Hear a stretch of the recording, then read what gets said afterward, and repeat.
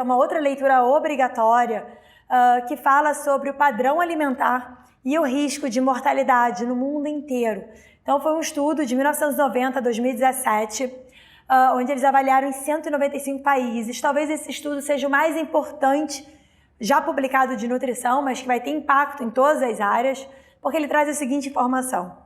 Quando compara a qualidade da alimentação com qualquer outro fator, seja com diabetes, com a hipertensão, mau controle da glicose e assim por diante, tabagismo, a alimentação é o principal fator, a alimentação não saudável é o principal fator, mais importante do que todos esses outros fatores que estão no gráfico do artigo, associado à mortalidade. Então, as dietas não saudáveis, elas causam mais doenças no mundo do que qualquer outro fator de risco.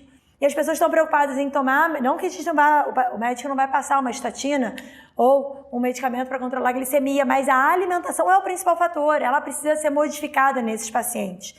Tá? Então, tem um impacto maior do que o controle do colesterol, do que o controle do tabagismo ou do que o controle na pressão arterial.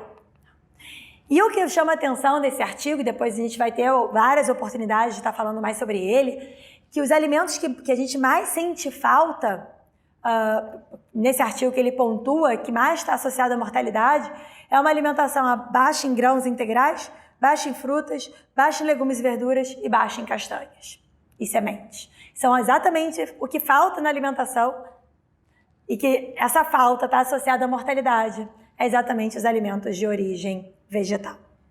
Então, de forma breve e pontual, a gente tem que fazer o diagnóstico, escolher a estratégia e calcular esse planejamento, né, para os profissionais de nutrição. E não adianta calcular só, a gente precisa traduzir esse cálculo para a comida. Porque às vezes a gente coloca vegetal A, vegetal B, arroz, e o que o paciente de fato vai comer, né?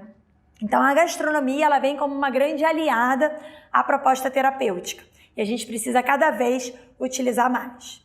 E lembrar sempre das evidências da aplicação, né, da terapia comportamental, está presente nas diretrizes, ela é recomendada e a recomendação é que ela seja já na atenção primária, secundária e terciária.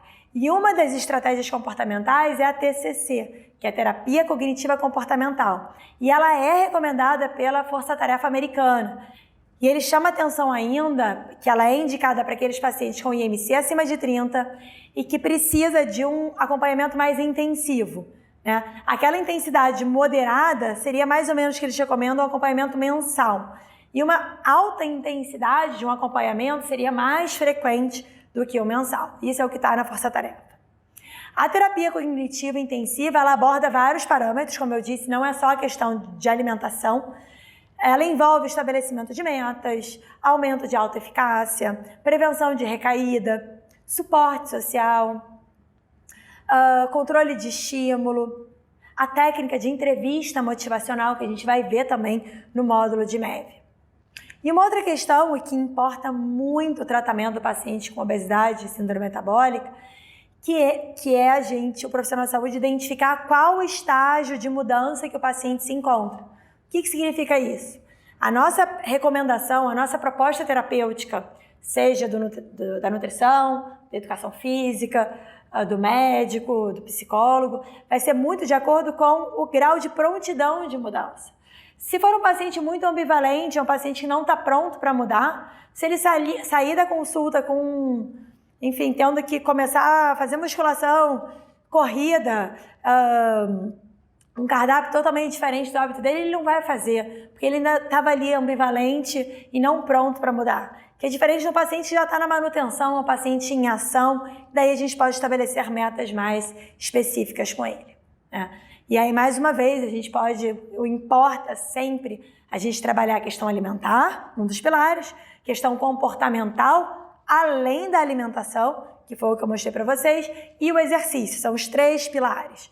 Né? E aqui eu trago essa pirâmide do exercício físico para a gente entender que quando a gente fala de gasto calórico, envolve exercício supervisionado e atividade. Né? Muitas vezes o paciente faz, às vezes, 15, 20 minutos de exercício e o nível de atividade dele no dia a dia é muito baixo.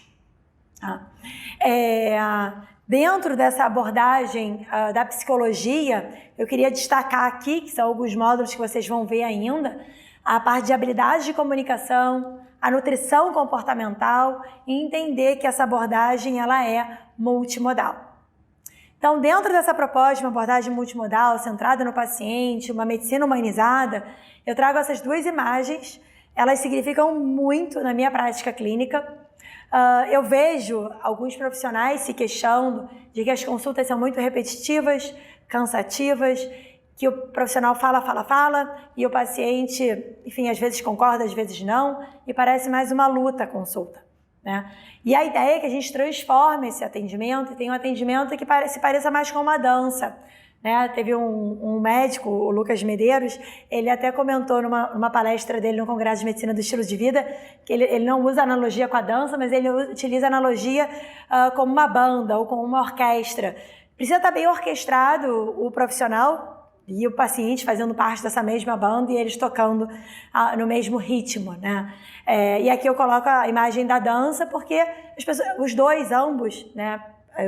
Ambas os participantes ali da conduta, eles têm que estar em sintonia.